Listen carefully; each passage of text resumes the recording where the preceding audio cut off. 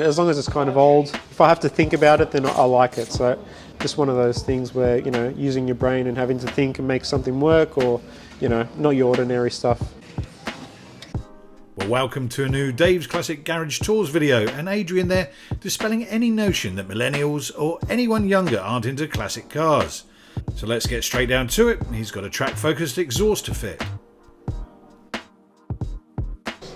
This 993 Porsche Carrera is in for an exhaust upgrade.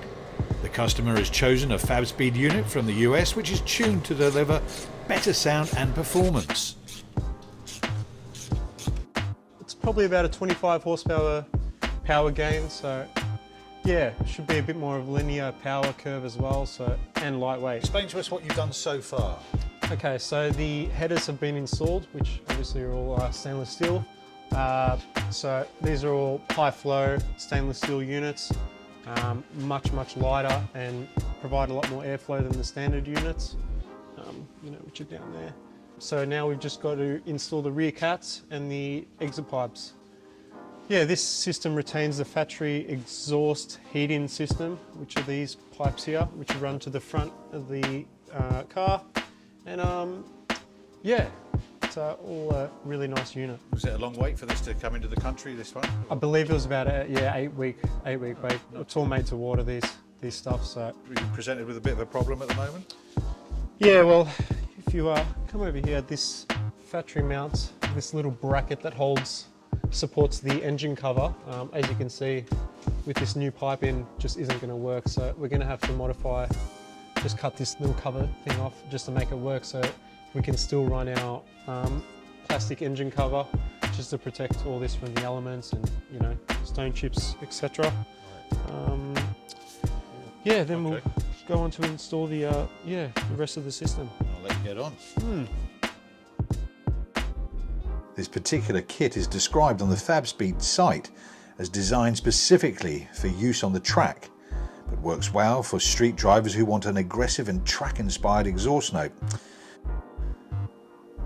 With the headers already fitted by the time I arrived at the workshop, it was just a matter of attaching the mufflers and tips. But as you'll see, even when spending multiples of thousands on an upgrade, it doesn't necessarily all go to plan. All right, it's ready to start.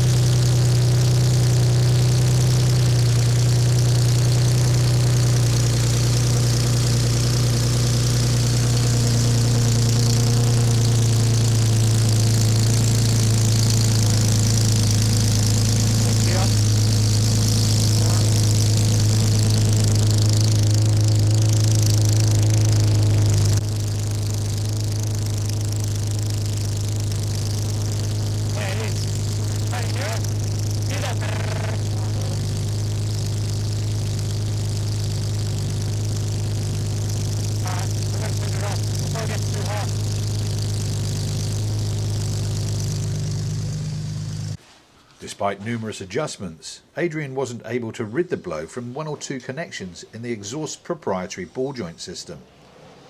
Where the cats are sitting onto the headers, it's clearly not seating correctly. I'll show you. Yeah, so this joint here, it's not really seating nicely. So yeah, we'll undo it and just reposition it maybe and play around with it. It's just all part of it, you know.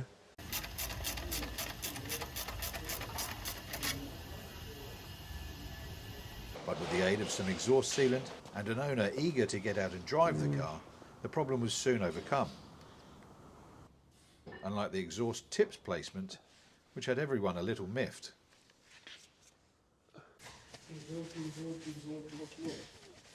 Just from the back there, have a look at this.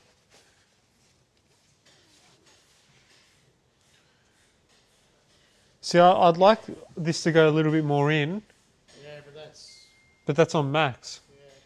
I think this one's sitting higher too, Adrian. Like what? See this measurement from there to there? See that? I'd rather it like that. Oh, I know what you're saying. No, but you want it to fill up that hole. Yeah, fair enough.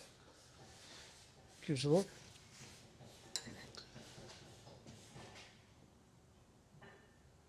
If you go 35 mil, I reckon they'll be in line with that lower section and get that tool of mine, you know, the spreaders. Well, 35 mil anyway.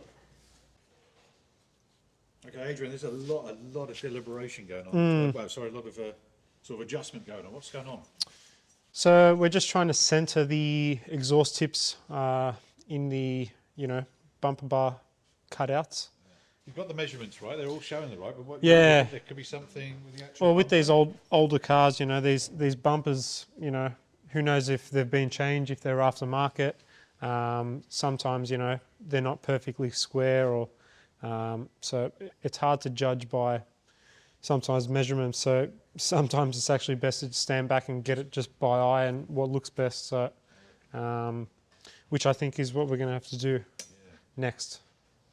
But yeah.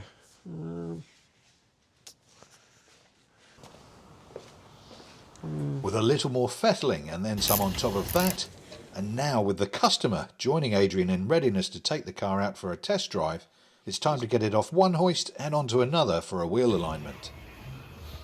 So at the end of the process, we unfortunately had to make a decision whether we wanted the exhaust system to be sitting and working in harmony where all the joints are correct, or the tips to be, sitting nicely. So yeah, we ran into a few little issues with sealing the exhaust up, but we overcame it in the end. A bit of sealant, just a bit of tweaking, but we got there in the end. The customer's happy, and that's the main thing. We had to make a choice. It was either one or the other, so we kind of had to just decide to, have it a little bit tilted to one side, but everything's working in harmony and flowing as it should. The cause of that now, though, what do you think? Is that's down to just the age of the vehicle, or? Could be, multiple things. Age of the vehicle, the production of the exhaust. They make them on a jig. Every car's maybe a little bit different. Bumper bars on the car, if it's an OEM bumper, has it been changed? So there's many things that can cause it.